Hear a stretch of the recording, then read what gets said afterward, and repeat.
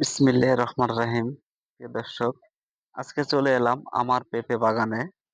তো পেঁপে কেমন ধরেছে গাছে এটাই দেখার জন্য। আর পেঁপের কি অবস্থা, আল্লাহর রহমত কেমন আছে। এই যে আমার গাছে পেঁপে গাছে পেঁপে ধরছে, খুব সুন্দর হয়েছে। কিন্তু একটা সমস্যা, সেটা হলো আঠা বার হচ্ছে। তো এটা আঠা বার হচ্ছে, এটা কারণটা কি? সেটা দেখি, আজকে আমি দোকানে যাব, কি বলে। এই যে আঠা বার হচ্ছে, এরকম যদি আঠা বের হয় তাহলে কিন্তু পেঁপে বড় হবে না। আপনারা এটা খেয়াল করবেন। আঠা বের হলে কিন্তু পেঁপে বড় হবে না। এটা সবসময় দেখবেন।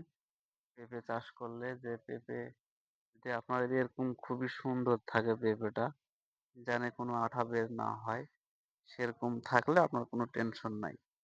আর আপনারা মাটিতে প্রচুর হারে খাবার দিবেন, তাহলে পেঁপে ভালো হবে। এটা আমার পুরুষ গাছ, তবুও পেঁপে ধরছে। আর এটা আমার এই যে স্ত্রী গাছ, এই যে মাটির থেকে পেঁপে ধরছে।